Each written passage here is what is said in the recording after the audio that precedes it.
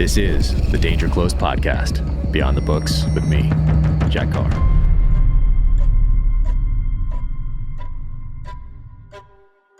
Welcome to the Danger Close podcast, an Ironclad original presented by Navy Federal Credit Union. My guest today is my friend, Donnie Vincent, biologist, hunter, explorer, filmmaker, creator, fascinating guy. I am a huge fan of everything that he does. Be sure to go to DonnieVincent.com, check out his films, and go to his Instagram, Donnie_Vincent, and check out the amazing imagery and the stories that go along with each one of those photographs. So now, without further ado, Donnie Vincent.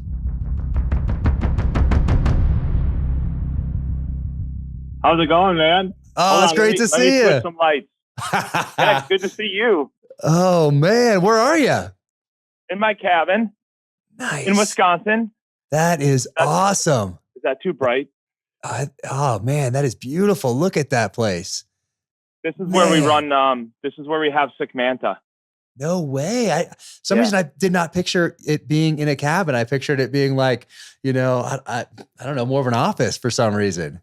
Yeah, this is kind of, so we were in an office downtown in Hudson. So it's about 45 minutes east of Minneapolis. Yeah. Right on the border of Wisconsin. There's Wisconsin, then there's the St. Croix River, then Minnesota, and we're right on the St. Croix River in Wisconsin. So I was in an office, didn't really jive with the landlord, and we had some flooding problems. Went to another office of a building he owned where he would apologize and say, hey, I know you don't like A, let me move you to B. It's a lot bigger. And so we moved to B, still more flooding and stuff. So then a friend of mine found this place, little log cabin, 10 acres of woods, 3 ponds on the property, just north of Hudson. So it's really expensive land. But for some reason, this guy, it wasn't that expensive. So I purchased it. I've been refurbishing it. I hired a young kid. It was painted dark brown on the outside. I hired a young kid last year, and he hand sanded the entire cabin down to raw logs, and it's not there yet, but I have all my bows. Like, I literally have all my recurves. I have literally in the other room, I look like a fake Navy SEAL. I've got all my guns, all my hunting guns, all my pretend war guns. And then I've got 6 sheep behind me and moose, and it's home for me. Yeah. And I'm out the door and shooting. Literally I just was shooting in the rain before talking to you. So I grab my bow, I go outside and shoot. That's what I should have been doing, because now we moved into this place, which is about as far outside of Park City as you can get while still being in the school district.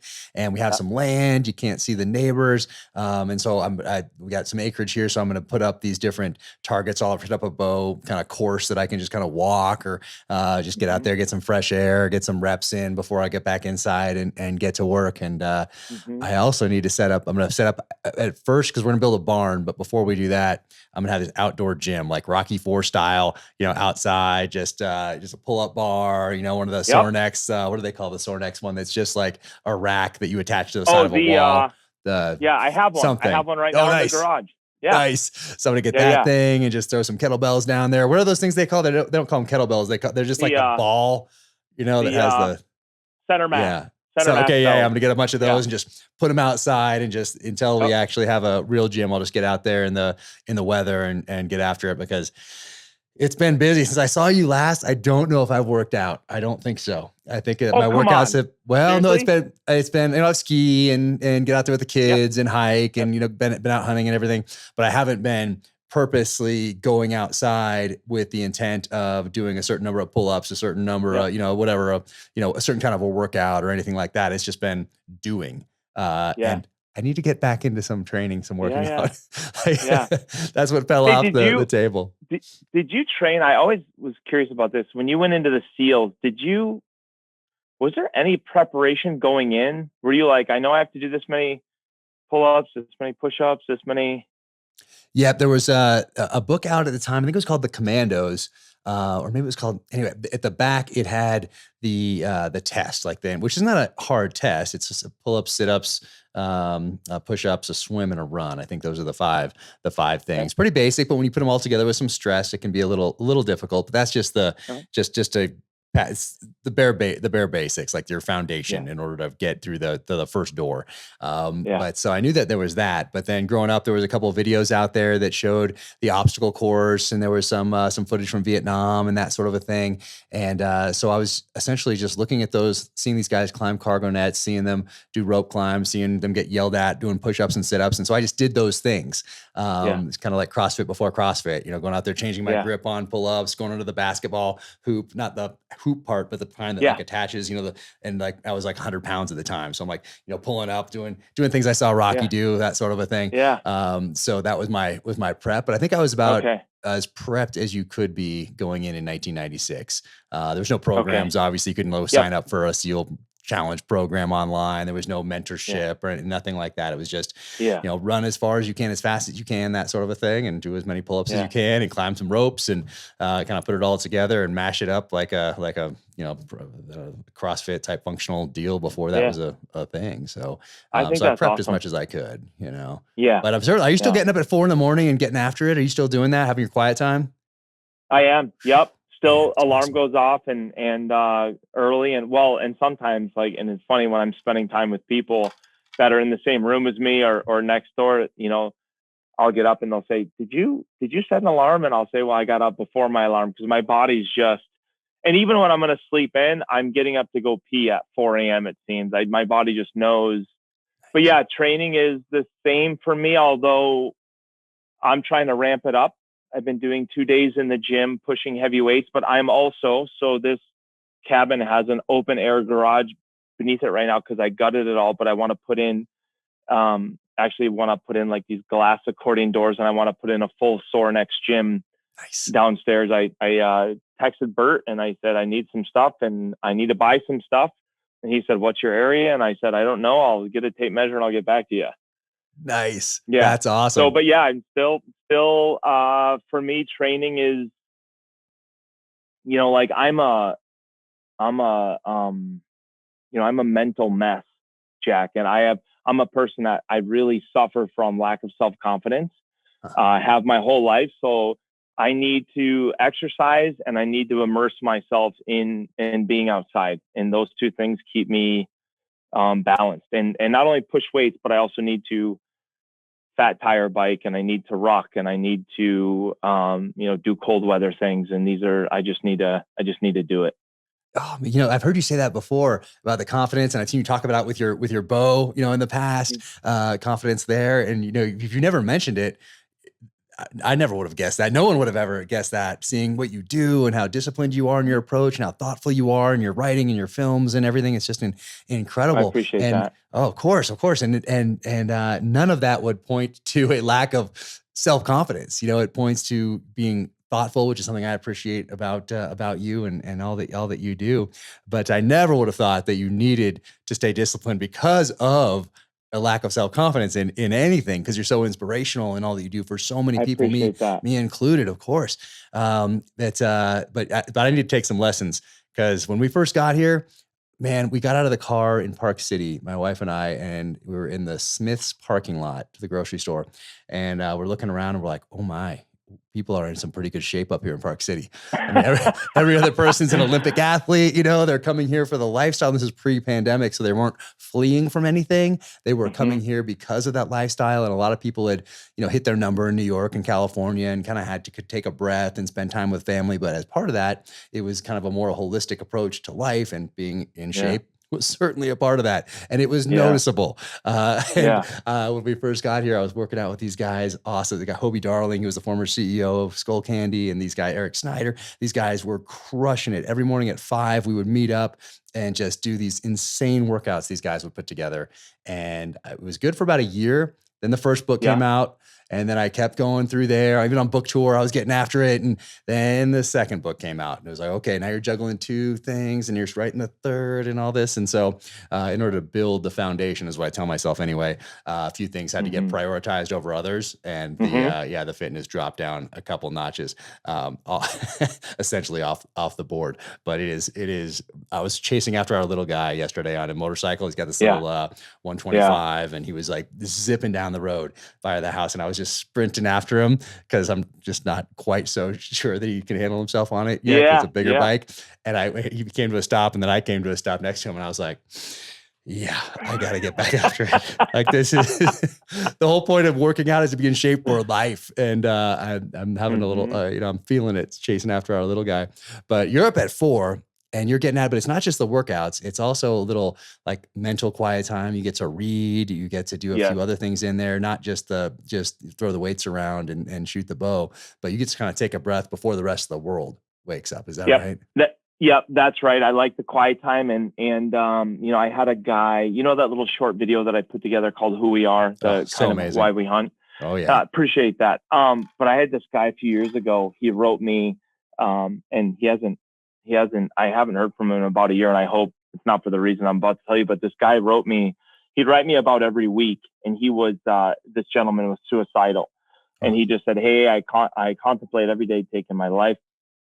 And he said, and I'm not a hunter, but he said, when I start going down that dark hallway, I watch Who We Are. And I watched it a couple of times, and he said, it just kind of makes me feel human, and it makes me want to get up and kind of move my body and get outside. And he said, that's kind of my equalizer. And then he's like, I essentially kind of forget about it for 24 hours. And so I kind of do the same thing. Like, I have to, if I'm getting down in the dumps, because I don't really ever talk about this, but I really don't want to participate in life at all. Like, I love people. I love that you're writing books. I would love to travel and see you.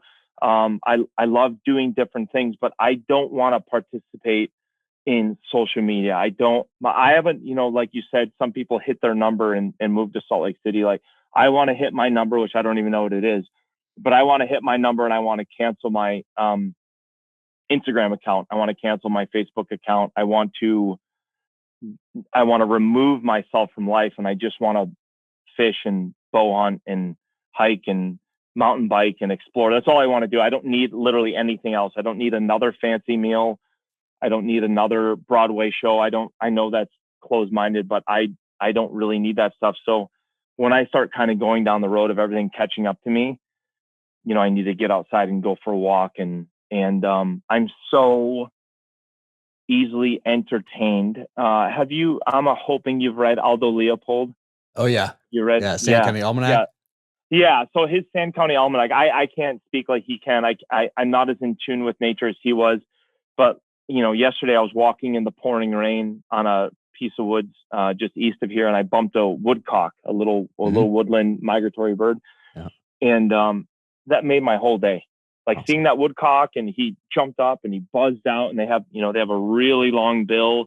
They have really big eyes and a little body and big wings. And when they fly away, it's like a rough grouse. You can hear that bass, that pop, pop, pop, pop, pop, and they just pop, pop, pop, pop, like a helicopter kind of. And I saw that, and it just is almost like a reset button to me, right? Or if I catch a fish and I get to hold the fish and see it, and so oftentimes, like this gentleman who would watch Who We Are, like if I start to get down in the dumps, and actually something with one of your books, but I will read some Aldo Leopold, or I'll listen to a book of yours. I have this fantasy, if you will, like this malice fantasy, or this gross masochistic fantasy of, do you know when your character Reese and his friend, is his name Rafe? Yep. In the Gentleman in Montana? Yep, that's Rafe. Is that right?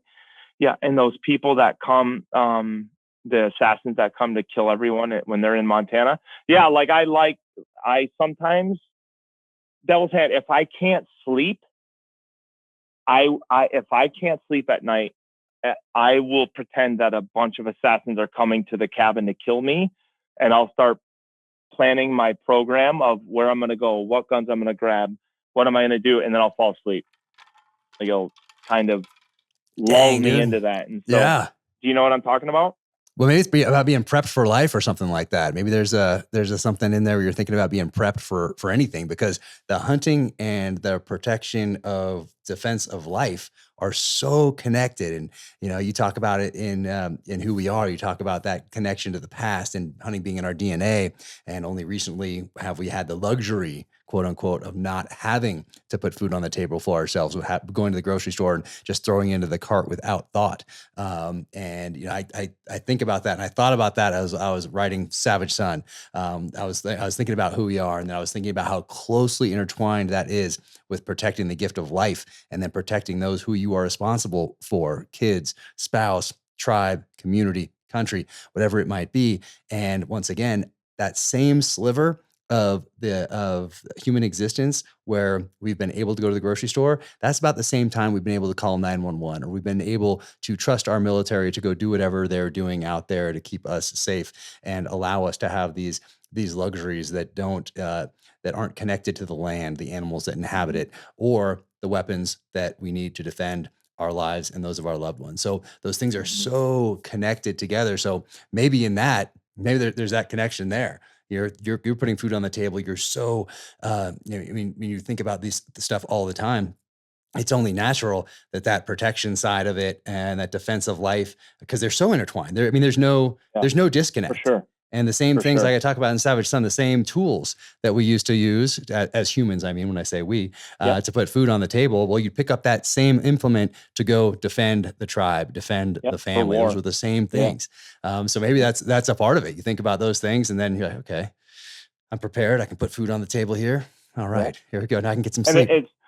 It's funny because when we have things go wrong, when we're in the wilderness, whether that be a bear attack or flipping a raft or a loss of gear or something that breaks that is essential, it's funny how those trips become almost immediately a military type response. Whereas, when you're hunting, that's one level. And even when you're approaching animals, there's a level of that. And obviously, when you're hunting, somebody's not shooting at you or planning on shooting at you. But when you have something go wrong, flipping a raft, mauled by a bear, you start to kind of respond to things tactfully in that manner, because now you're no longer really worrying about the hunt. The reason you were there is over with, or needs to be compartmentalized and stored away for a little bit until you address this immediate fear or issue right in front of you. If somebody's having a heart attack, or I had a guy that I was fly fishing one time. He had a seizure in the middle of a super dangerous river, and just in the Talkeetna River in Alaska, and just started floating downstream. And so you have these things, you start to respond right away. But I can definitely appreciate how the two are intertwined. Yeah. And you have a new mission when something like that happens. Like you're after your bear, a deer, a caribou, a moose, whatever it might be, and then something happens. Well, now you have a new mission to save that person's life, or whatever it might be. That's a shift, a contingency. And when you're in the backcountry, as obviously as your 911's a little ways off. You have to be self-reliant and deal with that problem, adapt to it, be prepared for it as much as you can be ahead of time. So, man, there are so many similarities there between going hunting and going into combat, and that's because I think I put this in the exact words in Savage Something. They share the same father. Is what I think I wrote something along those lines. Same father, back there, but man, how did you get to this spot? I've heard of, you grew up, your dad had some books on the shelf, hunting books, some of the classics I'm guessing. And you, at some point you saw those books, and then at some point you tipped them off the shelf and started reading them, and always had this innate connection to the outdoors in your DNA. Like you're getting pulled there, whether those books were on the shelf or not, it seems like. And then it just started you down this path. And now because of social media and then these movies that you've made, and I gotta tell you, so we just got to this new house, and we're kind of starting to make it our own. And one of the first, not the first things we did, but we have larger televisions now. And I am so excited to watch your films on these new TVs. Like sound comes out of them, like not speaker, but it comes like out of the thing. Anyway, but I'm so excited. Like that, when we were looking at them, I was like, because we've kind of been moving around a little bit since I left the military, and finally you're settling down in this place, and it suits us so well. But it was time for some new TVs, and I'm so excited to watch your films on there? Because I've only seen them on like, something it's got like a computer, not a little computer screen, but like a bigger one, whatever. And the sound never works. I'm trying to find a password, or it's like something's not working, something's broken every time I try to watch something. But now it's like working, and I'm so excited to sit down and watch them on this cool screen and check them out, because they're so beautiful, and no one is doing what you're doing. Like no one has that eye. And that's part of being creative. Like my book's not like someone else's book because it's a creative endeavor. But the way that your eye for telling stories and then for writing that goes along with the visuals, I mean, there's nothing else like these out there, and they're all amazing. And it's not like you started, Rivers Divide or a couple maybe smaller ones first. It's not like you started and then you like really improved over time and there's a huge difference. Like they're all amazing. Yeah, they get better and the cameras get better and things like that. But like the storytelling and the visuals are all so good. Like if you showed me all of them, I couldn't tell you which one was 2014 or 15 or 16 or 20. Because they're all so amazing. But what was that path that got you there?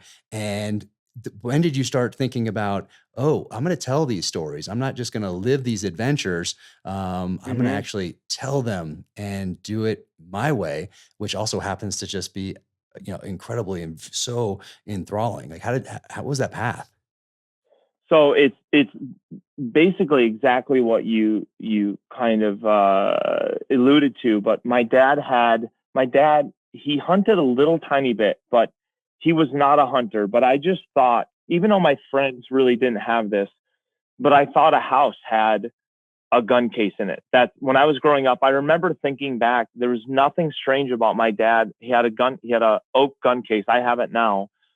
And there were 6 or 7 essential guns in it, right? A semi-automatic 12 gauge, a single shot 12 gauge, a bolt action 243, and a 22. And he just kind of had these things. And I remember in his bottom drawer, he had his service weapon. He had a 45 caliber, and then he had some hunting knives, and he just had these things. And occasionally he would take a gun down and clean it. And occasionally he would take a knife out and clean it, or his 45. And I just saw these things, and to me, it made perfect sense that this is, this is what a man owns. This is what's in the home. I had this heritage. I grew up in Connecticut, so I had this idea, and I remember this. I didn't realize this until I was older, but I had this idea of almost colonial times, right? Having a farm, wild turkeys being harvested. You kind of see these oil paintings of both a pilgrim and a Native American both walking back to the table with a wild turkey over their shoulder and muskets in their hands, and in some of their gatherings. And so I kind of had this idea that this is who people were. And my dad had, I need to still ask him this, but I know my grandmother in Connecticut, my dad's mom, her and my grandfather bought my father an outdoor life book subscription. And so once a month or once every 2 months, he'd get an actual hardcover book in the mail. And so he had all these outdoor life books. And I didn't realize this again until I was older. And I have his book collection out here at the cabin. Wow.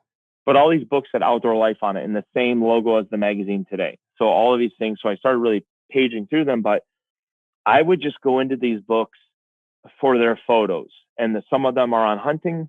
Some of them are on fishing. There's wilderness survival. There's wilderness cooking. There is trapping. There is tracking. There is just wildlife in general. And there's books on endangered species. There's one called Vanishing Wildlife, and there's one called Vanishing Wildlands. And these are books that came out in the 60s and 70s where people were discussing, hey, we're starting to see some animals that we used to see in great numbers and now in great decline. Of course, we always had the passenger pigeon as a indication. We had the American bison as an indication. And so I would just page through all of these books, Jack, and I'd see, there'd be paintings of bears fishing for salmon. And I just would see all of these things, all of these images. And it was where my mind wanted to be anyway, but these images really inspired me. And then there was one book, it's a big book from Jack O'Connor called the Wildlife of North America, or North American Wildlife, something like that. And it went over all the major categories of North American wildlife, right? Went over mountain goats and Dall sheep and desert bighorn sheep and the Alaska Yukon moose and Canadian moose and grizzly bears. And at the beginning of each chapter, there was a painting of that animal, sometimes in a hunting situation, like you'd see sheep standing on a mountain, and then you'd see, way up at the top of the mountain, you'd see little heads poking over with a rifle, right? You could see that. And that stuff, again, there weren't hunters and non-hunters. It was just that in my mind, everyone was a hunter. Everyone was a fisherman. This is what people did. And it was very inspiring. And then I would spend my time in the woods and I'd see frogs and snakes. I remember there's a little brook near my house, and they had I didn't learn this until I was older, but they had American water snakes in that little brook. And so these big water snakes. And so they're really cool to see. And because it was in Connecticut, I could see streams where lampreys would come up to spawn and white suckers would come up to spawn. So even though it was Connecticut and not exactly wild, I could find really these little niche wild places to explore as a little boy. And it just made total sense to me. And long answer, this is just the way I am. But I ended up going to college. I didn't have a very successful high school career. Got a little bit of trouble in high school.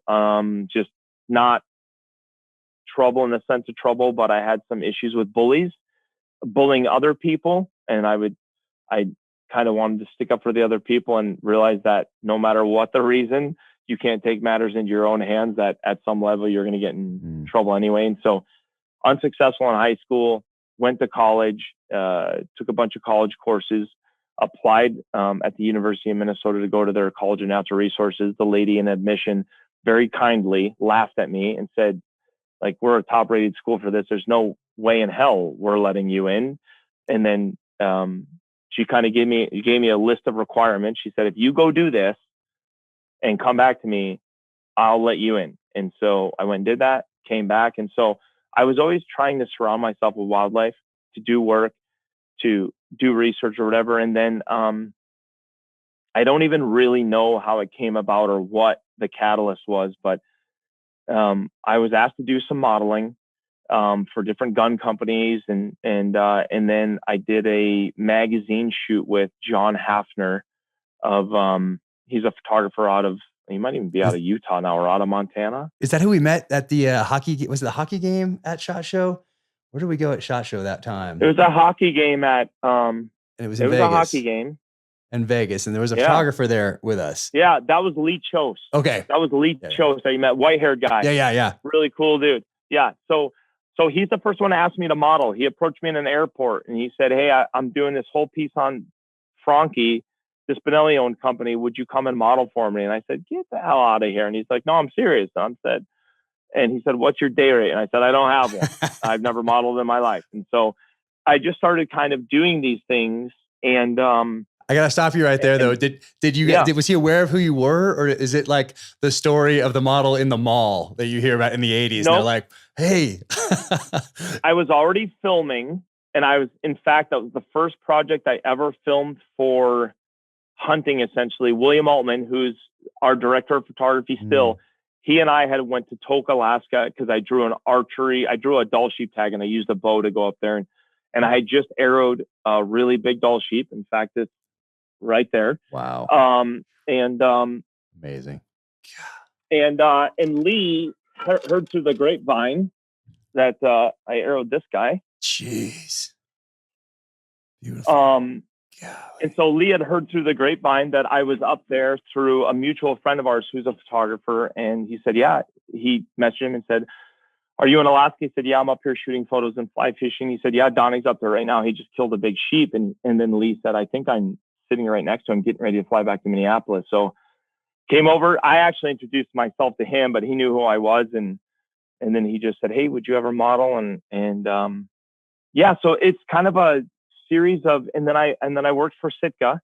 I was a Sitka athlete for a few years and was shooting photos with those guys. And the more work I had, they wanted to put me on a catalog or in a magazine. And then in doing that stuff, people would just ask me more questions about who are you, what do you do, and the more opportunity there was for storytelling, then the more interest there was to continue on. And then I ended up meeting the crew that I have now in 2012, 2011. They were working for another company, and I met these two gentlemen. One was a photographer, one was an editor, director, editor. And I just said, hey, I'm thinking about starting my own production company. I have ideas of kind of where I want to see film to go. And these guys were wildly talented. And I said, would you guys want it? And they said, yeah. And so it's been the three of us since 2011.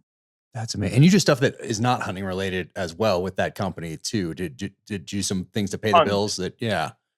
Yep. I was just filming with a bunch of Delta Force guys in Green Berets last weekend for True Velocity in Texas. Nice. I got to get down there and see those guys, man. Oh, it's sick, man. It is the military stuff that those guys are fielding is, I mean, obviously I've never been in the military. I shouldn't say obvious, but I've never been in the military. But the stuff that they're inventing and creating is, I will be dumbfounded if it doesn't take over the world, quite honestly. And the news we're getting is just incredible from the military. Like they're sending all their stuff off for testing, and it's all coming back with, I don't know what the standards are, but it's basically there's meeting and then above standard, if you will, and all of their ammunition and guns are coming back as above standards. And so, yeah, you got to see it. I got to get down there. Yeah, you connected us, and we talked, and things have just been so busy. I haven't had a chance to get down. I think you connected us right around COVID time frame, right after. Yeah. COVID. Anyway, something like that. But got to get down there and see those guys. And they did some of that awesome box, and I haven't had a chance to shoot the stuff yet, but I'm looking forward to it. It looks amazing. Yeah. We do lots of different stuff. Yeah. Yeah, you're doing all that sort of thing. But go back to that the college thing. So did you meet? I forget. Did you meet the requirements that she laid out for you, and then eventually get in and study biology? And then is that when you go to Alaska for the first time, or how does that all work? Kind of. So out of high school, I was always in. So I'll tell you, I was always in remedial reading. I was always in remedial writing. I was always in remedial math. Literally basic stuff all the way through. And then I'm not proud of this, but in my senior year, I came upon a gentleman picking on a kid, and I got in a pretty brutal fight with this other kid, and I got in a lot of trouble. And I ended up having a lot of my senior year, I had in-school suspension. So I would arrive at the school, I'd have to go sit in this little tiny room, do all my homework, and then I even was held after school every day, and then they would let me out. Wow. It's just the way my life planned out. And at the time, I was a pretty angry guy. My parents, when we moved from, this is pretty revealing, but when we moved from Connecticut to Minnesota, my parents really struggled. And so I got a job as a stock boy at a grocery store and then at a boat company. And I would basically hand my check over to my parents because they couldn't make their mortgage. And so I just give all my money to my parents and just to help them kind of get through this time. So going to school and going through all this stuff, I felt like, a bit like a wounded individual. And so I'm not saying I was looking for a fight, but I certainly went through life angry. And but when I was positioned to have all of that in-school suspension, I finally was getting my homework done, and I was finally understanding my studies, and I was finally starting to put A and B together. And then all of a sudden my grades started to go up, and some of the teachers started thinking like, hey, if you applied yourself this whole time, like you probably could have went to college. And so I was kind of thinking crap. And so I ended up applying to a 2-year school and getting in because they let if you have a pulse, like you're getting in. I mean, if you have a checkbook and a heartbeat, you're accepted. So I got in there, took classes, then I went to the U and applied. And she said, hey, like basically she's like, you have to take all of your high school stuff. You have to take elementary algebra, intermediate algebra, college algebra, pre-calc 1, pre-calc 2, geometry, trigonometry, a second language. She's like, if you take all of that, and this kind of leads to how I started my career. And she said, and you take freshman English, I'll let you in. And then you can start your program. And in my freshman English class, I wish I knew my professor, but we were tasked with writing a story. a non-fictional story, a fictional story and a non-fictional story. And when I wrote my fictional story, I handed it into her as kind of she had to basically kind of sign off on the direction of your story, kind of a preliminary approach. And so she read my story and she handed it back to me, and on it, she was like, "This is terrible. Like, this is a horrible story." And so I went and sat down and I was like, "Okay, give me some insight." And she said, "Donnie, you're telling me everything that everywhere you want me to go, you're telling me to go there. And everything you want me to see, you're telling me exactly what I'm looking at." She said, "I don't want you to tell me where I'm going or what I'm seeing. I want you to describe what I'm looking at. I want you to evoke some emotion for me, bring me to this place, and let me decipher the information myself. Let me paint my own picture." And she's like, "Instead of telling me that somebody went and got in a car, describe the car to me. Instead of, if you're going to pick up a girl to bring her to the movies, what type of girl, what kind of blue jeans is she wearing? What's her body style? How did she get in the car?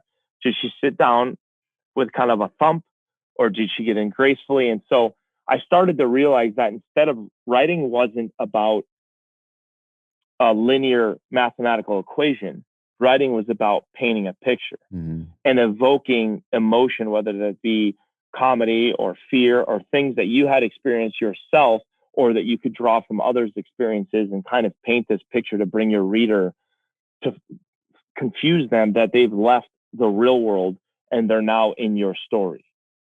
And so as soon as she told me that, I wrote another story. She gave me an A+, which I'd basically never gotten in my life. And other than with wildlife classes, that stuff was really good for me. But after that, I was off to the races. And then, so she kind of in that singular lesson kind of taught me how to write. And she also told me, which I also love, she's like, "I don't care about your grammar. I don't care about your spelling. Tell me a story." And I still write that way kind of today. And she indicated to me, and maybe you'll have a different term for this, but she said, "Donnie, when there's writers, there are bulldozers and bricklayers." And she said, "You're right now a bricklayer." And she said, "You need to become a bulldozer." And a bricklayer is somebody that won't write a secondary sentence until they feel their first sentence is perfect. And so forth and so on. And so it's extremely excruciating. Rarely is the first sentence ever good enough, and they end up staring at a cursor for a stupid amount of time.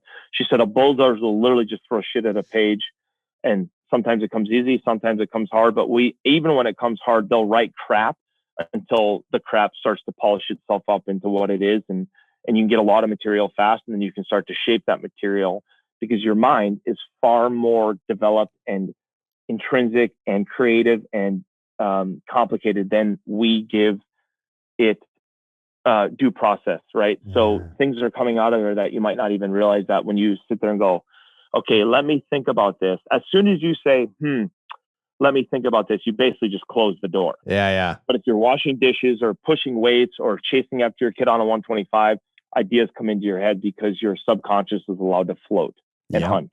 Yeah, I love that. Right? Allowed to hunt. I'm going to remember that. I like that. Subconscious allowed to hunt. I like that. Yeah. I haven't thought about it in those terms before. That's me. I haven't heard it in those terms, the bulldozer bricklayer before, but I like that. What Hemingway had a quote about first drafts, but and also you have to get it out there. But if it's not at a place where, like, I know I'm going to go back eventually, but if I'm moving on to, let's say, chapter 8, and I'm still thinking about chapter 7's nagging at me, I know it's not quite where it needs to be. Like, there's a point where I can be like, okay, it's good for now. I'll go back later. But but there's also a point where it's like, it's not yet there, where I know I'm going to come back to it. I need to tweak a couple things first, and I'll go back. So that slows me down a little bit, but that's just how I've done it so far, and it seems to be working. So I'm going to continue with this until I can take a breath and really analyze what's going on. Right now, there's just not time for that because it's a full on sprint all the time. Yeah. But then so you make your way into wildlife. You're in wildlife biology specific program. That's right. Yeah. And so you're loving that. So you're on the right path. And then is this where you start heading up north, or how did you get that first first trip? I've been going up north this whole time. So even as a freshman in college, literally my lights were shut off because I hadn't paid my electrical bill. My water was shut off. So I realized, okay, so my lights are shut off, but I can pack by candlelight. That's what I did. I literally packed for my first Alaska trip by candlelight. My water was shut off. And so I realized that even when they shut your water off, it still comes out of your faucet as a trickle. Really? So it just takes you way longer to shower, but you can still actually get a little bit of water coming out. Good tip. And then I just was kind of doing, like, I wanted to go. That's what I wanted to do. It wasn't, I hear guys sometimes, and I don't want to uninspire anyone, but I have people that will write me letters and they say, hey, how do I get to do what you do? Hunting is my passion. It's, it's all I live for. Well, yeah, it sounds like I'm saying that about myself, but that's not what I'm saying. It's not that hunting is my passion, it's all I live for. Hunting is who I am. That's just that for me. It's breathing, it's living, it's eating food. I have to be hunting, thinking about hunting, planning hunting, or going hunting, or I'm going to cease to function. It's just not going to work for me. And so even when I was in college, I wanted to get up to Alaska and hunt caribou. Now I was robbing Peter to pay Paul, both in my studies and financially to make the trip work. But so I started doing those things. And then when I got out of school, I started doing biology jobs, and I ended up getting a job for the U.S. Fish and Wildlife Service in Alaska studying salmon. So now I'm getting paid. I'm sleeping in a tent for 5 months, and I'm able to fly fish every night. I'm seeing grizzly bears and moose, and I'm working with Eskimos, and I'm like, okay, this is pretty freaking rad. And then I came out of that and started working some other biology jobs. And then I went on a couple of hunting trips, and inadvertently there'd be like a backpack company on this hunting trip, or there'd be like, I was bow hunting in Illinois for whitetails, and I'd meet, an outdoor writer, and they'd say, hey, what's your name? And what do you do? And I'm a wildlife biologist. Oh, where do you work? In Alaska. Oh, and they start asking you questions. And then through that, I started just getting like more and more people. So, and Jack, this whole time when I would go to Alaska, I would film my hunts with a little handy cam. So then all of a sudden I run into a couple of guys that have a TV show, and guys that have traditional hunting type TV shows, they're always struggling to find content. So they'd say, hey, you film these hunts that you've done before. Can we have the footage and put it on TV? And I was like, sure. So I'd give it to them, and they'd put it on TV. And so I just kind of started to build a name for myself. And then I did that photo shoot with John Hafner in the Yukon territories for Peterson's Hunting. It was a cover story for Peterson's Hunting magazine. And after I did that, Sitka put me on a catalog cover. And then they introduced me to Jeff Simpson, who was a gentleman that he had his own production company down in Missouri. And so Sitka put me in touch with him and said, hey, Donnie wants to film. Jeff, you're filming. I think this would be a really good kind of blending. And then I won't go into details, but our perceived partnership did not work at all. Like apples and oranges, black and white. Yeah.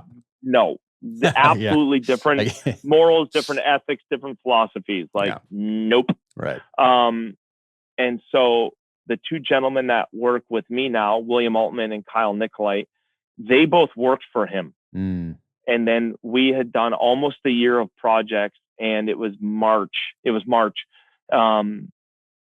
And we were in Patagonia. We were just south of Bariloche. Yeah, Bariloche. Right? I just got back from there a week ago. Yeah. Oh, you did? Yeah. Okay. Is that your fishing trip? Is that the Browns? You're going for the Browns down there? Or is that a different trip? Yeah, in the Rio LeMay. Nice. On the Rio LeMay, yeah. So we were just south of Bariloche. We were hunting red stag and then fly fishing. Yep, that's the same thing. And I just said I couldn't. I was sitting next to Kyle Nicolite, who's now he's been our director and producer since the beginning, but I was sitting next to him, and I just said, hey man, like I can't take the anxiety anymore of being in this group. I'm gonna go start my own thing. And he looked at me and he said, yep, I'm coming with you. Nice. And I'd already talked to William about it. And he said, "Yep, I'm coming with you." And that was that. And honestly, this sounds so egotistical, but a lot of this came from Kyle, who graduated film school. And he said, "Hey, you're a really good storyteller and you're really good on camera. I think you're a lot better than you think you are." And because I hate seeing myself on camera. I can't stand it. And I can't stand hearing my voice. I just can't handle it. And that's so weird for people to hear, because, you know, no one else would ever say that. And it's fairly common, I think, for people not to like their own voice. I think it's a very common thing. But yeah, I mean, your voice, you on camera, the stories, like all of it comes together in a way that is so unique. Like you can just throw up just a photo, and most of us, you know, in these communities or interested in things we are, we'll be able to be like, oh, that's a Donnie Vincent film right there. Like you can just tell, right? You know, it's really cool. Right. Yeah. I appreciate it. The guys, I mean, it's really, the guys are so wildly talented that I work with. You know, they literally carry me along. My contribution to the group is that being around wildlife evokes a lot of emotion and sentences from me, and feelings, and a connectivity that I feel with predator and prey, and just the environment ecosystem of itself, that I'm able to maybe articulate that to the camera and some of the things that I've done. But I left with those guys, and we had no idea what we were doing. Like we were going to chase sponsorships, like Sitka, we want this much money, you know, Hoyt, we want this much money. I'm making these things up, and these companies, you know, they came back to us and said, "Hey, we love what you're doing," but they didn't want anything to do with a film. They wanted TV. They wanted the 22 minutes of show, the commercials. Basically, they wanted to purchase commercials that were going to live on the Outdoor Channel, right? Yeah. I had no interest in that whatsoever. So we kind of had to embark on this, you know, on our own. And then we said, we'll make one film, The Rivers Divide. And then I said, we'll sell it. And if it sells, we'll make another film. And so it did. And we made Terra Nova, and then that sold. And then we made, you know, The Other Side. And then Benelli actually commissioned us, which blows my mind. Even if that was the only thing I did in my career, the Winds of Adak, it would be a huge success for me, because I have this awesome gun company literally paying me well to go do a film for them. And not only that, but I earned the right for Benelli to sit there and say, you know, we'd have our board meetings, and they said, "Hey, will you go film this for us?" And I said, what are the rules? And literally Benelli, a company that is usually stacked with rules, is like, we just go to Alaska for 3 weeks. You go do what you do. Yeah. Use our new guns, because we want to introduce these 3 new guns to our customer base. But you go do what you do, and we're good with it. And I was like, holy man. Okay, this is rad. That's awesome. And then we did that, and then right now we're about to hire. Again, we've always had to rob Peter to pay Paul. So if we have a lot of client work with True Velocity or Shields or Mossberg or Benelli, if we have a lot of client work, the films get tabled, right? So it's just like if you were writing copy for whomever, if you were writing copy for the United States Air Force or the Navy SEALs, your books would have to, and they were paying you handsomely for it, your books would have to be on hold for a little bit. And so that's kind of how it goes. But we're just now bringing on a second editor. He hasn't passed the gauntlet yet, but I think he's going to make it through. And then if he does, then we're going to focus on both films and our commercial work simultaneously. Because I could probably make 5 films right now without filming another second of footage. Oh, wow. Amazing. Yeah.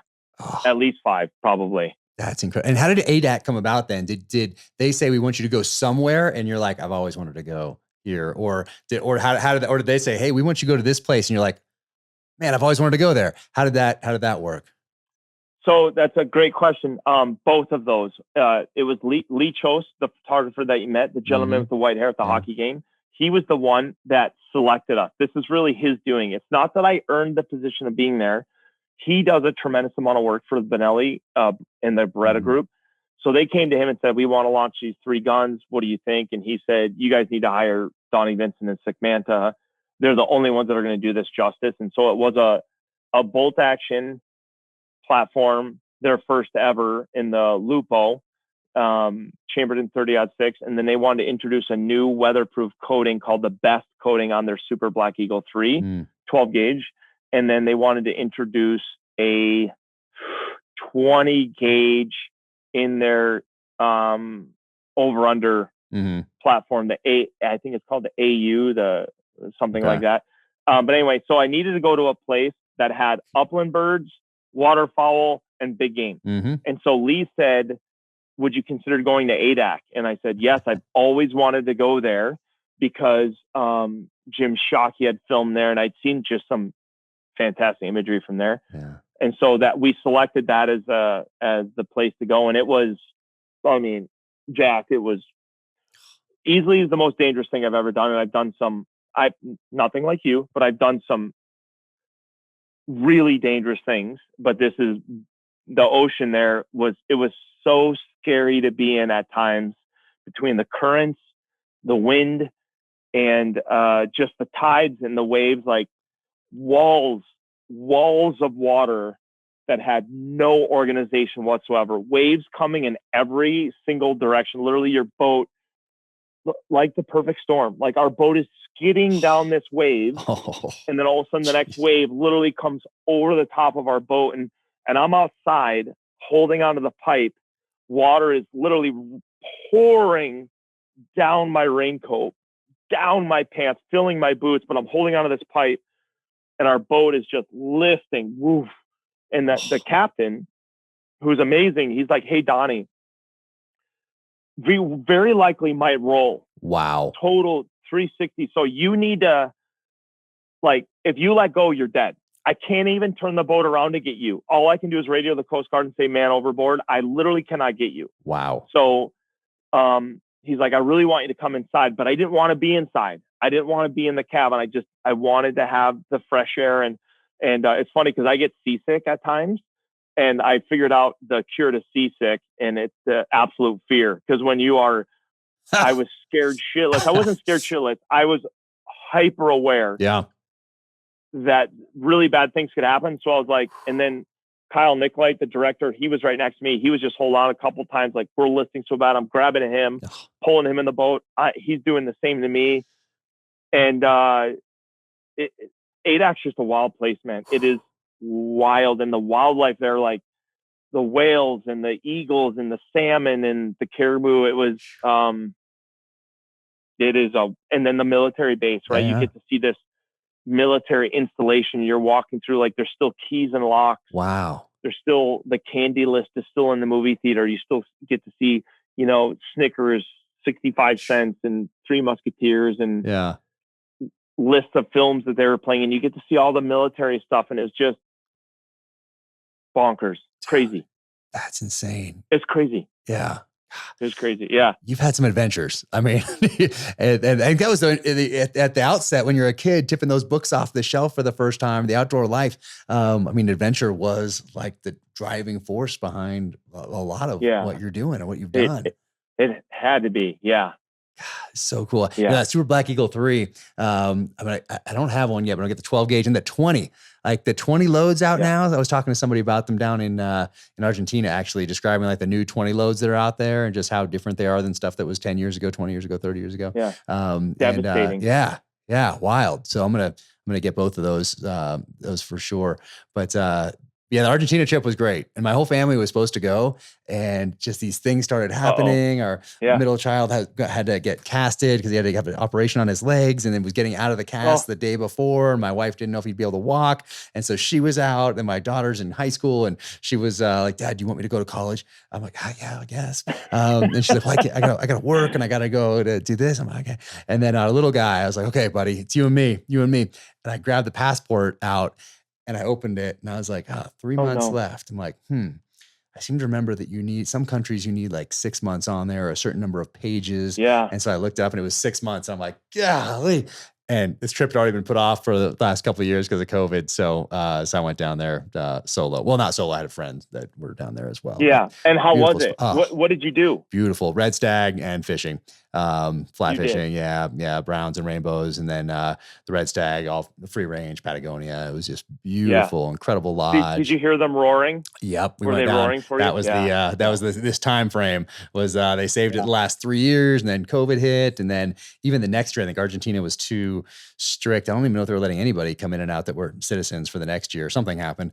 So this was the first time that we could actually go and do it since the original trip was planned, but they blocked off the roar for us. And it was amazing. I mean, it was just so cool to be in the middle of that. I couldn't believe it. I just took some video just of the sound, with my iPhone, I'm just going like this and to share with the family and stuff. And it was amazing to hear them. This was definitely the height of the roar. I mean, I can't imagine them, it being any louder than, and you're just in the middle of it. It was just insane. When we were there, when we'd go out in the pitch black, going out early in the morning, and they'd be roaring. I mean, it was as though you're hiking in the hunt T-Rex. Yeah. Or, I mean, I just couldn't. I mean, it was happening every 30 seconds, and we just kept looking at one another like, I cannot believe the noise these animals are making. Yeah, no, it was beautiful. Incredible. Beautiful. We had a great hunt. And then, of course, the food down there is amazing. And I've been down there on a dove hunt a few years back. So the meat and the wine and the whole thing, and it was really cool. But I'll be going back for sure with the family. Now they couldn't go this time. We'll do it next year, the year after, and bring everybody down and make it a family trip. Because a lot of these things, like the hunting side of the house, is that it's something I can do with the kids. We can do with my wife. We can go together on these things and share these experiences. And for me, it's fine. I've done a lot of things. I feel very fortunate, but to see the kids do it, and then for them to see, okay, this is how we're going to make use of this animal, and as to relive it back here when we bring the meat home. But really to see those other, like when we went to Africa, right, in 2019 together, and for them to see the trackers. And just to see then how, like, we think we use all the meat when we get like a whitetail in Texas or something. Well, we see what they use in Africa, every single thing. For them to see that, not just hear me tell them about it, it's different. For them to be standing there and say, oh, we're going to do what with the stomach lining and this and what? But them to see all that take place is really cool, I think, especially at this age. So it's not like a surprise later in life. It's like, no, this is part of their foundation, is seeing these animals used like this and seeing these other cultures and use the animals the way they are. So I love doing these things as a family. So some things though, maybe they'd rather not do. Like I went to Alaska this year. It was awesome. Moose hunt up there in the Wrangles. And what a beautiful spot, that Wrangles. Oh my gosh. I mean, that was incredible. We drove into Anchorage, drove about 5.5 hours the next day, maybe 6, then flew in maybe 20 minutes, then horses, all the way. It was just such a cool experience and such a beautiful part of the world. And I just love Alaska, but maybe my wife might not want to go on that one. Perhaps she might like want to go to Lanai and do that, go after some access to out there out of the Four Seasons, maybe. But that might be a little better, maybe. But I love sharing these experiences with the family. That's for me now. That is the I don't know, the most fulfilling part of it is seeing them learn these things. It's really important, especially now. Like I've never paid attention to the political landscape. I've never even really paid attention, unfortunately, and I'm embarrassed to admit this, I've never really paid attention to the military landscape in the United States. Like when I was a child, because I was like, we got the baddest dudes and we have the best planes and everything's good, because I just was, and so I'm just seeing how people are individually and how they treat one another and how they respond to bad days and I basically lied to myself that we're the United States of America, and we have farmers and we have hunters and we have iron workers and we have, doctors and lawyers and we have the best medicine. We have all, the best badass military guys. And then now for the first time in my life, it's not that I'm paying attention, but it's being crammed down my throat. And forever I'm now, I don't know. Yeah, I know it's a I don't know. rough time. And once again, I think about what it's like for the kids to be growing up now. And I'm trying to be very cognizant of what my wife and I talk about in the kitchen when the kids are around, even if they're watching a show or they're doing their homework. I know they're listening, and they're processing a lot more than what we think they are. And I try not to say things that are going to discourage them as they move forward, or kind of extinguish any of that light that they have as far as opportunity and that sort of a thing. So, but it's tough because it is being crammed down our throats. It's hard to avoid it unless you go to Adak, or you go, like, you know, for me, into the Wrangles for 2 weeks. And so I got to avoid it there. But otherwise it is hard to avoid. Even if you're like, hey, I'm not going to look at my social media, I'm not posting anything today, I'm not going, don't need to go online for anything. Like, still there's inputs. No matter, you get in your car, something pops up, something connects, or you walk into a store just to grab, you know, whatever, pay for gas or whatever, there's something on. It's like, it's so hard to avoid it these days. And of course they're all trying to elicit a response of some sort from us for whatever purpose that might be. But yeah, it's tough, which is why getting back to the outdoors, putting your feet in the dirt, putting your hands in the dirt, smelling the dirt, appreciating where your food comes from is so important today, almost more than ever, I think. Ever. It's such a tough time. God, such a tough time. But I would want to ask you, who was the guy, like, did you have a first draft of it? Was The Rivers Divide that someone read it and was like, no, this isn't you? Was there something that you did at first? Yeah. And you were trying. Yep. And it was like one of those points in your life where you're like, shit. Like it just seemed like I've heard you talk about it before. And then you switched and you're like, Roger that. And just like, I'm going to be me. Yep. And then obviously that resonated with everyone. That's exactly correct. I wrote it how I thought people were going to want to see it. I wrote it how I was seeing other influences in media with hunting. And then I handed it to, it was on a little notebook, and I handed it to Kyle Nicolite, our director, and he read it and he's like, I've never heard you talk like this ever. And I said, well, yeah, but I think this is what's going to sell. And he said, well, I don't care what's going to sell. Let's make it for you. Let's make it a real experience for you. And then who cares whether people buy it or not, but at least we made it for us. And then I said, well, truth be told, I get pretty bummed when I kill an animal. Yeah. And he said, well, talk about that. And I said, yeah, but I don't really see other people going through that same emotion. Like when I release an arrow, it's not that I'm apologetic, but I'm quite nearly apologetic. And I see people even doing this, like when I hear guys talk about killing a coyote or something like that, I hear guys talking about killing wolves, and they talk about like, basically, like you can't kill enough of them or whatever. And I just could never approach something along those lines. Like, I could definitely kill a coyote, I can definitely kill a wolf, and both need to be killed in certain instances in life and areas that they live. And but I just told him, I said, hey, there's a heaviness for me in doing this. And so he said, that's how you need to write it. So I wrote it, and that's just how it went. And I've had some people, and it's not until recently, but I've had some people write me and say, hey, you're way overselling this, or you're way too dramatic, or something along those lines. But 99.9% are,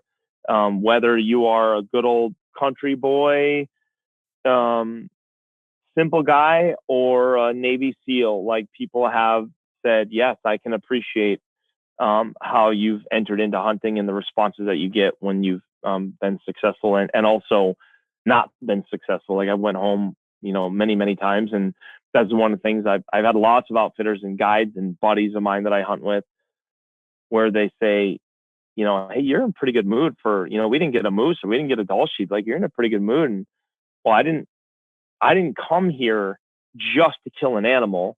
And also, I'm the type of guy that if I go on let's say a Dall sheep caribou hunt, and I kill my sheep and a caribou in the first 5 days, like, I am sticking it out. I am there for the next 10 days. If I'm allowed to be there the next 10 days, I am sticking it out, because that last 10 days is just as much as before I killed the animal as after. Like, we're going to eat food, we're going to hike, we're going to maybe scout for the next client, we're going to fly fish, we're going to look at the stars, maybe have a snort of whiskey, and we're going to live like men. And that's what we're going to do. Man, I love it. Isn't it interesting though, that the 1% or less than 1% sticks out to you when you think about some like you mentioned it, and it does to me too. And some authors don't read reviews, and for me, I do, because I want to turn them into positives and use them as content. I read some negative reviews sometimes, kind of to make fun of them or whatever, or turn them into positives, because what some people hate about my books, they're like too violent or too many guns or too much I don't need to know the exact caliber of X, Y, or Z, whatever. That makes other people want to get the book. So I like to read them and turn them into positives, because it's, it's out there, and I can, make use of it in a positive way. So I like to, but it is interesting how, and you're very good at staying away from social media. Like you're, for me, it's essentially the front. Like if I had a storefront, and people could walk by on Main Street and look into a glass window, like that's what I use social media for. Like, okay, I'm going to put some things in there, and then I'm going to use it to engage and thank people, because I'm so appreciative of people that allow me to do what I love, which is the writing. But sometimes, and I try to thank everybody still. I try to get on before bed and I say, thank you, or I give them the heart or whatever it is. But then there'll be one that sticks out, and it's not, maybe it's rude, it's just not thoughtful, or it's mean, but it's the 1 out of 300, 1 out of 100, whatever it is. And it sticks in there for some reason, whatever that is in the human condition that makes that like a focal point. So I gotta get better at just taking a breath, and like, I'm not going to change what I do because someone doesn't like it. That would be a horrible way to live. Right. I think, I just gotta, I'm gonna do what I do, and some people like it, some people won't, and that's okay. I'm gonna keep moving forward. I mean, outside influences shape us, right? You might, somebody might say something to you that will kind of steer you, because if you buy into what they're saying, if somebody says, "Hey, Jack, like last night at dinner, you swore like 3 or 4 times, and you didn't need to swear, and you like didn't think of it," and you're like, "Hey, I did." The next time you have dinner, you might try to clean up your language or whatever it is. I'm making this up, but little things kind of steer us into who we are. But by and large, you have to remain, in fact, who you are, right? And so I read a blurb. I don't know who the gentleman was, but he was a rock star, big time. And he said he was leaving a concert, and he went onto his social media, and there's literally already, since leaving the concert, there was already like 10,000 comments. And he said he was in his limo, and he was just strolling through. He's like, and everyone's like, amazing, amazing, amazing, amazing. And then like comment 3,512, the guy was like, worst concert I've ever been to. And he said, this gentleman was like, I disregarded the other 10,000 positive comments, and I hung my hat on this guy's comment, right? And but I will say this, one time we left a super dangerous trip in the Chugach. We hunted sheep there in October. There's ice and snow. Again, I've never been in the military, so I can't speak to somebody shooting at me, but literally looking down and knowing that if my boot, I wear Hanbog boots. Yeah. You sent me some. They're awesome. I love them. Oh, they're amazing. But I would literally look at my boot, and I think to myself, I hope the sole, like it's me, the sole, and this rock and ice. And I only have like a 1/4 inch bite, and I only have to go like 15 feet. But if I fall in the next 15 feet, I'm going to lose my life. I'm going to fall over a grand. I'm going to fall into the rocks. And Cameron Haynes, who's not a friend of mine, but we very casually know each other, but his good friend Roy had fallen to his death in that area not long before I was there. And so I'm thinking about Cameron, thinking about Roy, and I'm, and the sheep is right there. And so but when we got out, one of my guys had posted it. We went around this cliff, and I took a video of it. I was at the top of this mountain hiking in a snowstorm, and I was going around this cliff. It's very, very steep. And all of a sudden my phone buzzed in my pocket, and I bring my phone along with me so I can look at photos and something like that. But I was like, what? No, why do I have service here? And I didn't even realize I didn't have my phone shut off.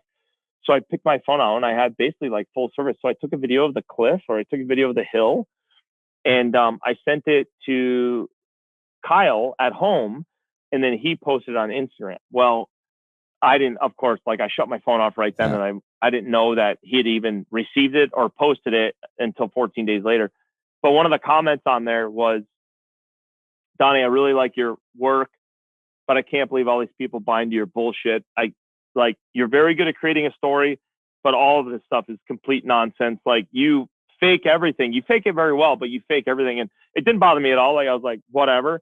But my crew, right? These guys are carrying video cameras, hiking with me, crossing the cliffs with me, crossing the rivers, getting charged by bears, you know. Oh, they were pissed. Like they didn't say anything, but they were like, we went to a place and had a beer and they were just like, this guy, he's got, you know, because we work our tails off. As you know, you can't fake it. No. Like if you went on your moose hunt in the Wranglers this year and you said to the outfitter, like, you know what? I paid my money. I'm here on vacation. You carry my stuff. The outfitter would be like, get out. Yeah. Like get out of the airplane, get off the horse, start. I don't even care if you die, get out of here. Like, you can only do these things if you're willing to put in the work. Success, not success. If you do them, it doesn't matter. You'll get the respect of other people in the area and hunters because you have to do the work. You have to. You can't fake writing a book. Yeah. Got to do the work. Anything in life, you know, I get asked all the time about the same thing like you get asked, how do I do what you do, Donnie? I get asked the same thing about writing or how did you find your publisher or how do you do this sort of thing? And it's work. I mean, it's the second I get up till the second I go to bed, everybody else is asleep in the house. I'm still pushing it as hard as I can. I'm up and it's coffee and it's go because I'm building this foundation. Might not be the healthiest thing right now. And this is the year to make some of those changes, take a little breath. But as far as, you know, how focused I am on this one thing. Now it's time to, can I have someone else do this merchandise? Okay, let's do that. Okay. So that's off the plate. And my wife was doing it in our kitchen and our living room, boxes everywhere, t-shirts and hats and all this stuff. And so that was one thing off our plate. Like someone else does that now. Okay, boom. That's one. What else can we do like that? So I can just focus on writing, which is what I love to do. But it's putting in that work. But it doesn't matter if you're going to make an outdoor film or you're just going to go on a hunt. Forget social media and a film. If you're just going to go on a hunt, it's work, obviously, to go and do that sort of a thing, to put in the time, to be prepared to go take that animal's life. And writing, whatever it is in life, it's putting in the work because I know that if you don't, you won't get where you're going. I can't guarantee that even if you put in the work, you're going to get there. Yeah. But I know that if you don't, you won't. So that's the constant is putting in that work. And, you know, talking about Alaska, I wanted to ask you, so Flourish, more of a short film that you guys did, the ribs that you threw on the fire in that, like that looked amazing. And, I need to, did you salt and pepper them? Or you just toss them on like the coals and then just ripped them apart like savages and ate them? Like that looked so awesome. And I should have done that up in Alaska. But that looks like a good way to go. I'm going to do that very soon.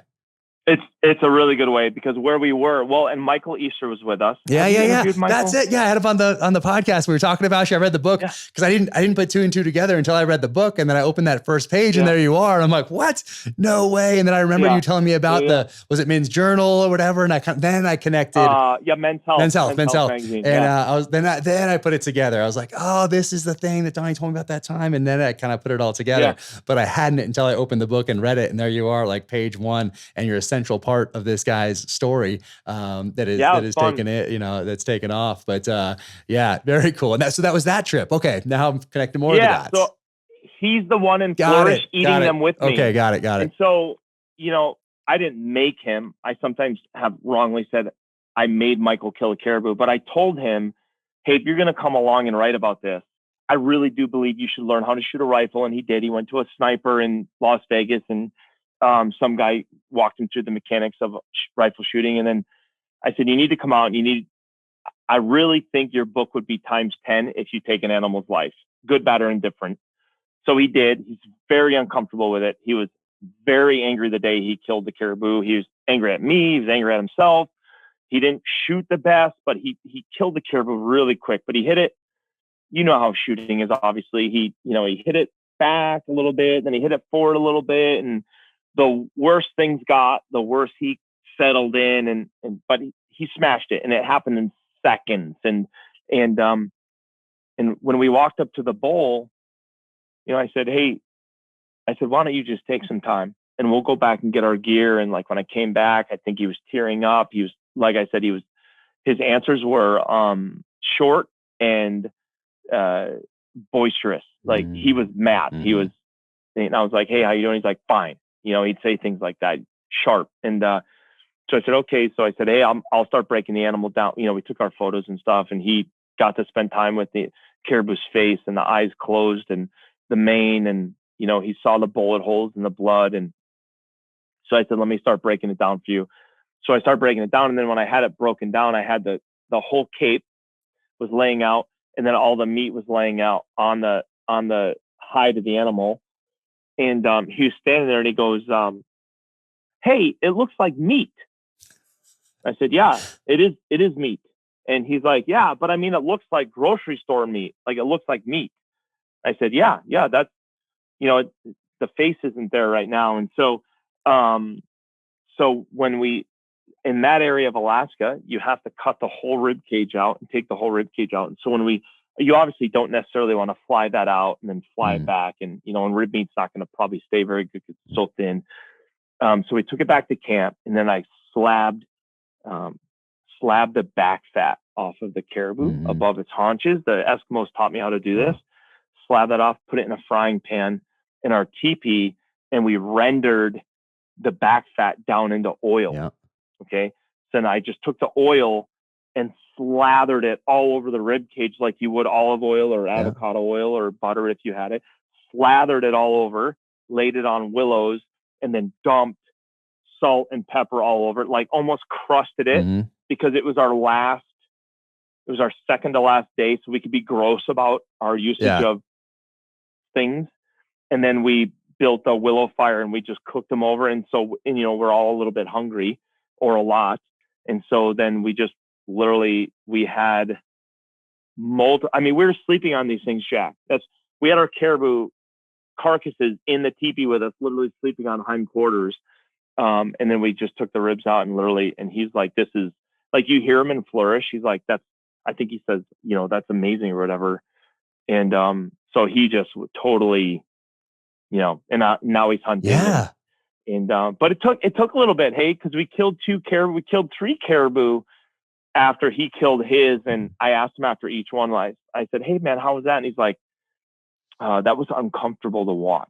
That's what he said. He's like, it was uncomfortable to watch that animal die. And I was like, there isn't even a sliver of me that disagrees, right? I probably ride the line of not anti-hunter, but I probably ride the line of non-hunter and hunter. Like I'm not going to hunt, but we're here for the ecosystems. We're here for Mother Earth. We really should be, right? I forget the quote, but Aldo Leopold has a quote that most humans feel like the land and the water belong to them. And so we grossly misuse them because we feel entitlement. And he's like, it's not until we realize that we are a part of that land and that water. We're just great apes that are living in this ecosystem. And until we realize that we're part of that land and that water, we're going to burn it up. We're going to burn up its value. And so, we're pulling the wool over our eyes if we think our jumbo jets and our cities are going to save us from the degradation of our soils and of our water and of our weather. So it was fantastic to have Michael on that trip. It got a lot. It was a lot for him. Yeah. Hey, like I could see, and I actually accidentally read a text of his. He used my InReach, my Garmin InReach to text his wife to say, hey, we're coming out. And I accidentally, Hey, what can you do? He was like, thank God, like this is our last day. Like I'm cold, I've been scared. I'm tired of being wet. And then we hiked out the last day. We all had 85 pounds on our back, and we had to hike 20 miles out. Oh, wow. And he did great. Wow. He did great. And we bumped into a couple of big bears, and he was, he kept his act together. And, but yeah, eating those ribs with him like that stuff is a necessity. Hey, that like, and even like the blood on the hindquarters, like you feel that cross that forms, and you cut your hand hold in, you're moving these quarters around, and even the chores of rotating them so that the wind gets both sides and creates that cross, and laying you get out of the camp in the morning and the frost is hitting, and you have all your hides laid out salted, and you have, you're drinking coffee. There's a red fox in camp that literally is trying to fit every scrap of meat he can in his mouth or she to take back to her burrow and her pups, while camp robbers are eating it, and ravens are eating it, and you just can't help but feel like, they don't have rifles. We have rifles and bows, and so, to share with all these other animals that are kind of just sharing in the bounty as they would if a grizzly bear took a caribou down or a pack of wolves, it's just fills you full. Man, yeah, it's that's why I understand. Like, I don't really get into debates with anybody on social media. Plus, it's not a good way to debate anyone on one sentence here, back and forth like that. Yeah.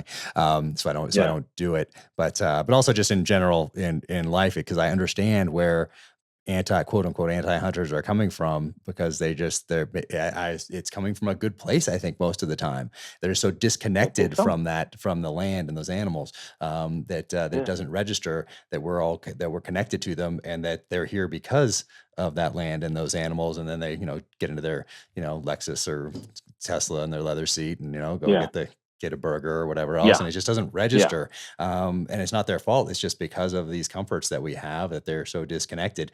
So I don't typically, get into debates, because I understand that, hey, it's coming from a good place. And if someone thinks I'm a horrible person for going out and doing these things and putting food on the table and raising the kids the way we are, okay, fine, yeah, okay. But I don't really want to take a few hours and, it's each and every single person. So I just try to, just be me and share that journey with people. And if they take an interest and they're like, wait a second, how did that steak get here that we just ate last night? It was delicious, but where did it come from? Oh, it came from X, Y, or Z. Oh, interesting. How was it raised? Interesting. Well, and who are these guys that are going out after elk? They seem pretty passionate about it. And interesting. And anyway, make the connection kind of that way, just naturally. Even if you want to eat a soy burger, massive impact on the earth. Yeah. I don't care what it is you're doing. I don't care if you're on a whale watch. Okay, so this vessel over here is whaling. You're on a whale watch where you're both burning diesel fuel. There's human impact. We can't go through life without a footprint. And it just so happens that we are, as human beings, we're the greatest good and the greatest bad. We're capable of fantastic things in both directions, right? Do the best we can. I tend to lean towards people, or most people are trying to do the best they can. And I hope I'm trying. I know I'm trying to do the best I can, but when you're talking about eating those ribs, man, I had like the whole heart of that moose up there this year. And it was so good. We sliced it super thin and just salt, pepper, frying pan. It was awesome.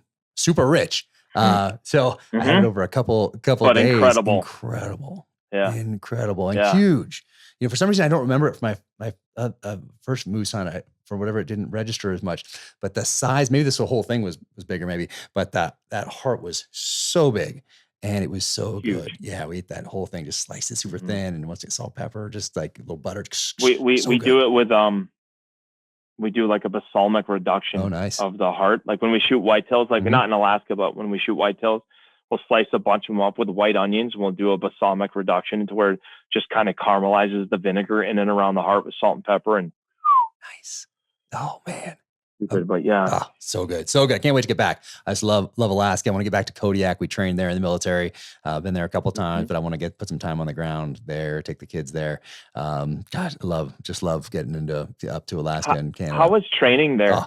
Beautiful. For me, I'm just like, this is my environment. I just love it because, obviously you have the ocean there. So it's so unforgiving with salt water and then rocks and then moving up sometimes, through some really thick bush and then into ice on a glacier and then up and down the other side. So you're dealing with all these different environments that are inhospitable. And then you're putting in the military side of the house, like trying to make comms in these different environments, keeping your weapon working, that sort of thing, swimming in over the beach to get there, over the beach, meaning over the rocks, essentially, transitioning out of that dry suit while you're holding 50-50 security. So that some guys are changing out, getting the dry suit, putting that on their back with their fins. And of course you have your weapons, your ammo, your radio, which for some reason, the radios are still just the same size as they were in World War II. I think it has to do, they do a lot more, but the size, I think it's because somebody has the battery contract. And so it has to have these two 5590 batteries.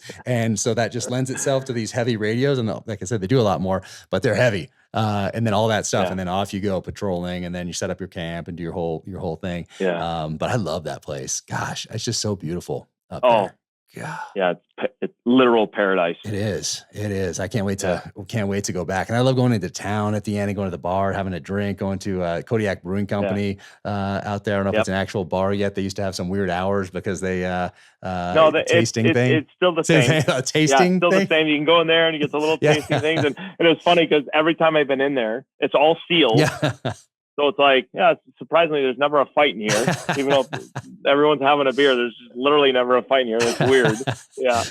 Everyone's either a SEAL or a PJ in that bar. Yeah. You know? And if you're joining the Coast Guard, like what a place to be stationed. If you're like a hunter, fisherman, outdoorsman, and up there, those are the heroes, like the Coast Guard guys out there, the rescue swimmers that are going out after fishermen. And, oh my gosh, like those guys it all on the line in these crazy storms. But if you're an outdoorsman and you live up there as some sort of a rescue swimmer or a pilot for the Coast Guard, like, wow, what a place to be stationed. I mean, so cool. Jeez. Yeah. I mean, you're winning at life. Yeah. And if you're more like I don't know, warm weather beach person and you don't get Miami and you get Kodiak, maybe things didn't work out for you in the Coast Guard, but you can go to some pretty cool places. And Ben, I want to be respectful of your time. I wanted to ask you about a bunch of different things, but we got to meet up in person. We almost went hunting together. I don't even know if we talked about this at Nordic's place in Tennessee, Turkey, like 4 years ago. That's right. And something came up for me. I had something, I forget what it was, but what a cool place that is. That's a beautiful spot. Oh my gosh, what a place to hunt turkeys. Incredible. Jeez. Yep. I've hunted there a few times with Ed Beyer, great guy. and Jeff Samuel. Yeah, great guy. And Damien and a few other SEALs. Yeah, that was actually my first. I went there with Kyle Nicolite, and we were going in to hunt with a bunch of SEALs. We got invited from Nordic and the NRA, and Kyle's like, what do we do with these SEALs? Like, how do you talk to them? And I was like, no idea. Never been around one. I think we just talked to them. I was like, that's hilarious. The conversation. I started forming some really good, like I'm still texting and calling and messaging with everyone that I met there. And we'll have to go for sure, man. And we can do, as many podcasts as you have time for and need to. I'm happy to do them and to answer any questions that you have, of course. Oh, thank you. I think maybe we'll hold off. I was going to ask you about predator hunting because that's a new thing for me, semi-new thing for me, I guess. But I was drawn to it. I've been drawn to it since I was a little kid. Absolutely. And you can't really explain it. And then after bears over the last few years, mountain lion here in Utah, and seeing how they do that and the questions that I asked at a guide down there, and I was shocked at how many had to come out. Like I'm like, how many comes out of this area as we're driving and just checking out the terrain and everything for mountain lion in particular. And I thought he was going to say 2 or 3. And it was a lot more than that in this one area. And I couldn't believe, it's, and it's all biology and it's elk and it's the cattle and it's the people and, all those things. But I couldn't believe how many had to come out of that. I read stories about California. They're really successful. Yeah, it's perfect terrain. Oh my gosh, what a great spot. And then of course I've read all about California and how many they really take out, although they don't publicize it because they hire someone to come in and do it semi-quietly. But that management, I couldn't believe how many had to come out of there. I was drawn to it. And it was, I know you wrote, and your writing is amazing. I was going to ask you also, are you going to write a book at some point or is that in your future? Because you have all these stories. If you just took your Instagram, and then you're not on very, very often, but everything you post is so thoughtful and the pictures are so beautiful. You could just take that and just like turn that thing into a book, because they're great. I kind of feel I'm intimidated by the idea of writing a book.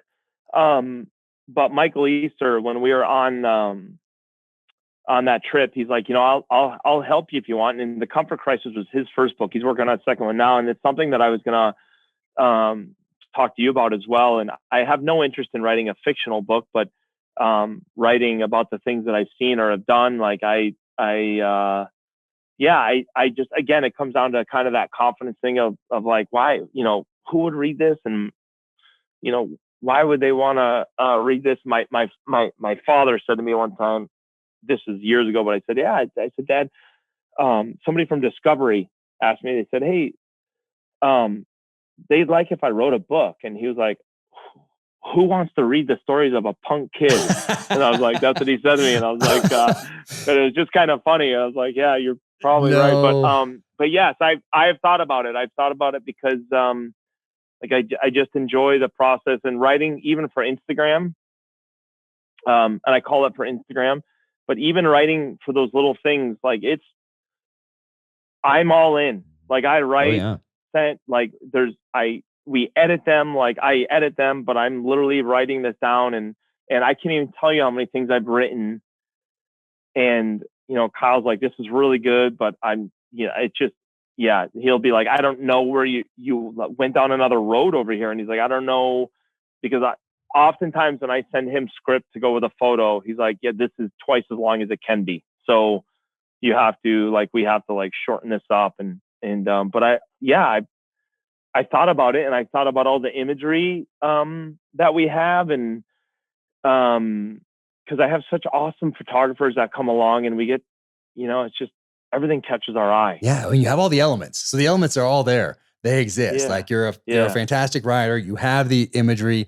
You have multiple themes you could explore. There's so many different avenues that you could go down here and think about as you start to kind of whittle down what you want to kind of get out there and what you want to explore, what you want to express. Yeah, I think it'd be amazing. And I'm trying to get our films on Netflix as well. Nice. Awesome. Trying. They should be. I don't know why they aren't on what. Yeah. Yeah. It's difficult to do. It's so I'm working with, I used to be represented by WME, William Morris Endeavor. Mm-hmm. They used to be my agents a few years ago and they were trying to get me to do some stuff on Discovery. And it just, we couldn't find a show that worked for both me and what Discovery wanted. But I'm hoping that those guys will be able to help me facilitate because I just think I want to start making all of my content. We sell all of our films right now, and I want to make them all free. It's something that I want to move towards here in the short order. And so, writing a book, getting the films on Netflix for free. Like I just want to get a little bit more of this storytelling out there for people to digest. Yeah. So no, that's interesting. So when you sell one of these films, you make it.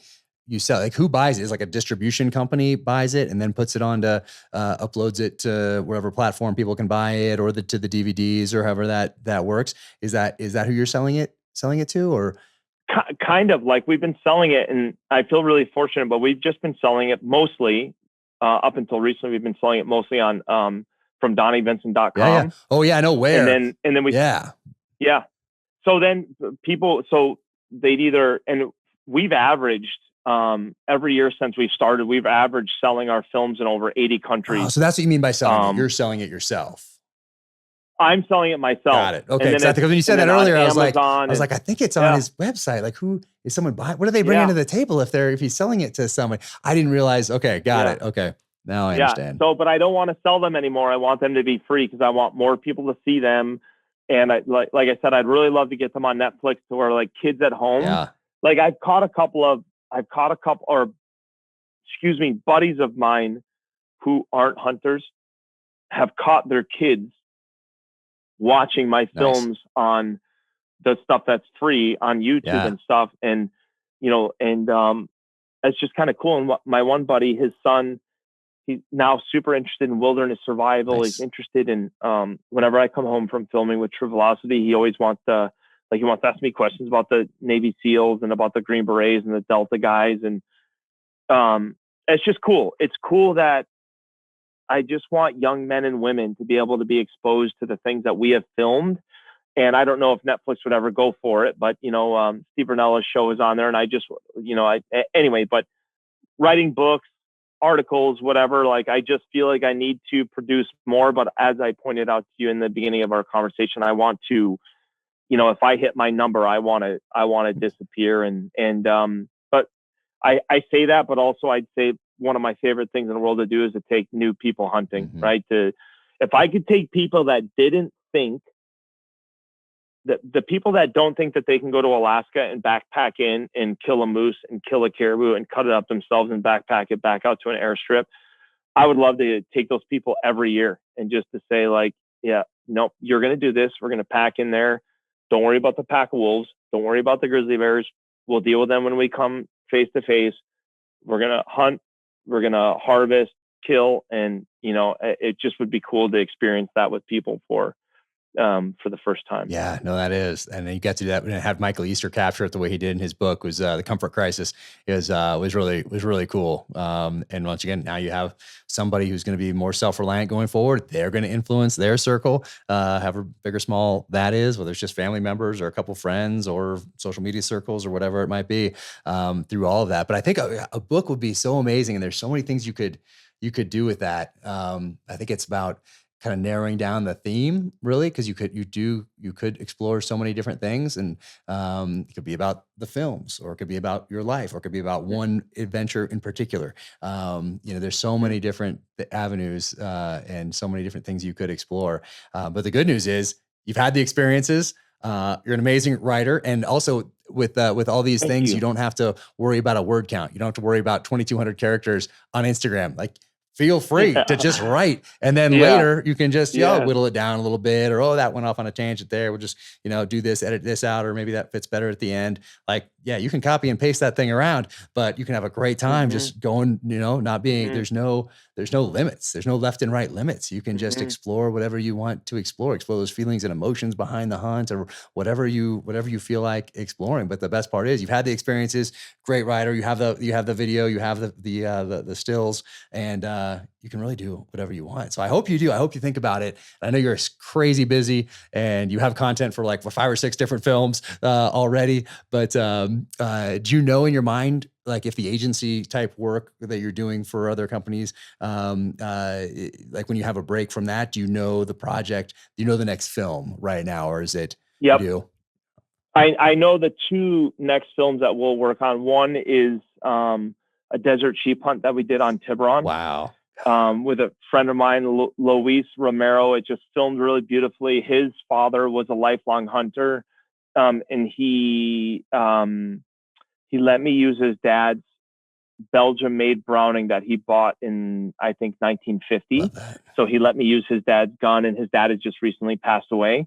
And so I used his dad's gun on the hunt, and we filmed the whole thing. It was beautiful. So I'd like to put that together as a festival length film. And then after that, so like 15, 20 minutes, something along those lines, maybe 30 minutes. And then after that, we have filmed in Australia for multiple years. Oh, wow. And we were able to capture some really, really sick wildlife footage and a really cool hunt that we did with a dear friend of mine named Nick Joyce, an Australian, where we're bow hunting Asiatic water buffalo and wild pigs in the Northern Territories. And when I want to go back and film with Nick, and we have some really amazing footage, such amazing wildlife footage from that trip that some of the Australian biologists that have seen some of this footage have reached out to me and said, hey, some of the things you filmed we've never even heard of, let alone seen. And so can you tell us exactly where you filmed them, when you filmed them, and what was kind of going on? And so I've talked to all these dingo biologists and buffalo biologists and all these guys. And so that would be a really cool project. And then, believe it or not, the very first film from the doll sheep that I showed you when we started talking. So we filmed that whole thing in Toke, and it filmed really, really well. And we've never, ever released it. And Jack, have you seen the other side, the film that we did on bear hunting? Yeah, I was gonna ask you about the bears. It was on my list of things to ask you about, specifically bears, because I've been so drawn to it. So I'm a little kid going on fake bear hunts with my grandmother in the backyard, and then now to finally have been on a couple in Kamchatka and in Alaska. But I was gonna ask you about that too. But yeah, amazing, crazy. So I want to do some more layered films to where, like, we have filmed we filmed probably 5 or 6 doll sheep hunts. Some we've been successful on, some we haven't. But I would love to do a film about either sheep hunting or doll sheep hunting or the North Country, or even something about even guides and outfitters, and just like layering this in, because we have all this footage from these different campaigns that I just think would be really cool to kind of sliver together like the other side, and make something for the sheep hunter, make something for the mountain hunter that they can appreciate and watch and dive into. And so just all of these different projects I want to work on. And there was a deer a few years ago that I hunted a deer for 4 falls, and we filmed the whole thing. And I finally I started hunting him when he was 6.5, and I killed him 4 falls later when he was 9.5. And so I have that piece filmed and things like that. So Amazing. Gosh, so much going on. And and for people that haven't watched your movies yet, I recommend for sure getting them. Doesn't matter where you start because they're all incredible. Maybe Who We Are for people that are like, oh, I'm gonna check this out. Like great one with it, 4.5. Who We Are and Flourish. Yeah, both those for sure. Like what is it? Who We Are is like 4.5 minutes, something like that, 5 minutes maybe, somewhere in there. And then once you do that, you'll go for the get everything because it'll just draw you in. It's so captivating and it's so inspiring to get people outside and connected with the earth again. It's just so cool. So I love what you're doing. Love everything that you have going on. I'm a huge admirer. Once again, huge inspiration for me and tons of other people you'll never even hear about. And that's pretty cool. That's a pretty cool thing. But yeah, and you used to show them also in movie theaters, like for an opening night. Oh yes, many times. That's something that I want to get back to because almost every theater that I've ever been to myself with the film has been sold out. So to walk in there and see all the seats full and to get up in front of the room and actually talk, and meeting people and then talking to them after the film and I've released some films at film festivals that weren't hunting. And so I've had people get up and leave like during the film, but I've also had other people, I played one time at a film festival that was an art film festival in South Dakota, and an elderly woman in front of me recognized that I was the guy from the film. And when the lights came on, she kind of turned around and she looked at me and she just was like, she looked at me and she said, wow. She said, I've never hunted a day in my life, never wanted to hunt a day in my life. She said, but that was incredibly moving. And that was, I had goosebumps listening to her say that, so all that stuff, like I love the theater stuff. There will definitely be more theaters as we come out with new works. And I would even, kind of like not to put myself in that same category, but even along the lines of like Fred Bear, when he used to rent theaters out across the country, like I would totally do that. I would 100% create my own theater tour and go around and play these things in major theaters around the country. That would be thrilling to do. Yeah, it's just a different experience being there with other people and then having that sound, obviously, in that big screen. It's just a different experience than watching it on your phone. Like, don't watch these things on your phone. Like, watch them on as big a screen as you can get because they're that good. They deserve it. They deserve it. I appreciate that. Absolutely, man. Absolutely. Well, I'm gonna let you go because I know you got to be up at 4 a.m, working out, shooting your bow, reading, contemplating life. Having a full day before most of us are out of bed. Man, I got to get after that again too. I don't think it's going to be quite so early, but maybe after kid drop off at school, get on the Sorinex, get on the bow, and it's time. It's definitely time. Before you start working, do like 12 burpees and then start writing. No, I need to do it. Or if you hit a roadblock, do burpees. That's a problem. I don't have time for roadblocks. I just got to go right through, over, around, got to breach them. Bulldozer. Yeah, got to do it. There's just so much going on. Yeah. But I mentioned that to my wife actually about, you getting up at 4, Jocko getting up at 3:30, that sort of a thing. And she's like, you're not even in bed yet at 3:30 most of the time. Okay. Well, I'm in bed by 10 o'clock at the latest most nights. So yeah, okay, that's That's when a lot of my day starts because that's when I know everybody else is going to bed, and so finally there's I have a little quiet time. But eventually I'll figure out a better schedule, a more sane schedule going forward. That's important to me this year. That's awesome. That is really awesome. I appreciate it, man. Absolutely. Thank you so much. And anything you need, let's link up. Thanks, brother. Appreciate everything. You take care out there, and hopefully I'll see you soon. The home buying experience can be a daunting one. Navy Federal Credit Union is here to help military members and their families tackle home ownership. They offer mortgage options with 0 down payment, so you don't need to wait years to save. They offer mortgage options that don't require private mortgage insurance, so you'll save money each and every month. Members save $2,500 on average when they choose Navy Federal for their mortgage. With resources like Realty Plus, you can get an experienced real estate agent, and Navy Federal is a top VA home lender. Learn more at NavyFederal.org. Insured by NCUA, an equal housing lender.